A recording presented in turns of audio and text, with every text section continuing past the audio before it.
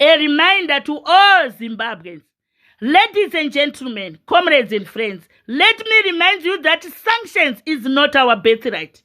The Westerns colonized our Zimbabwe in 1890. They came led by a cruel man, Cecil John Rhodes. They occupied large tracts of prime land and left us landless and helpless. Will any leader now stop and help the Zimbabweans to stand again? Here comes an evil man, Ian Smith, on his way in 1966. Is he meant to stop to help the Zimbabweans to stand again? But not. He is just passing by. Ian Smith says, why stop to help these common people? The people I do not know. What can I for these common people? The people I do not know. Ian Smith passes on his way and leaves the Zimbabweans to die. Here comes a man of God, Bishop Abel Muzorewa. Is he might stop to help the Zimbabweans to stand again? But not. He is just after money. Muzorewa passes on his way and leaves the Zimbabweans to die. Why is it he is also doing this? Oh, what the reason why?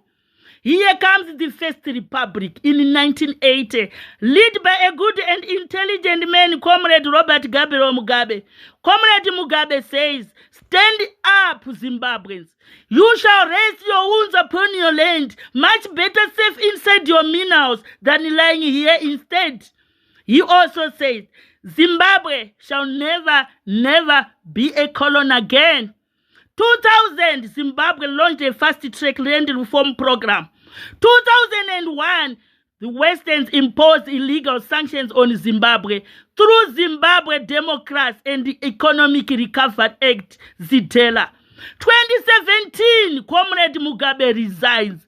2018, sanctions remains in place despite reforms. Oh, now, here comes the Second Republic, led by another good and intelligent man, Comrade Emerson Dambudzo Mnangagwa. He looks a simple man from a poor tribe, a poor in cash, but rich in mind.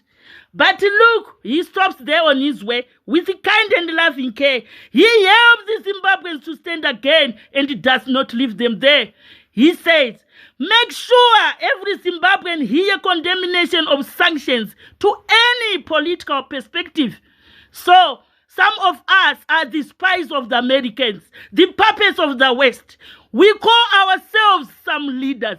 What a leader when you say yes to homosexual.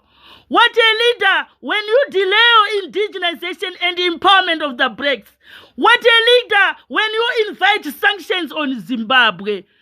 Oh, my fellow Zimbabweans,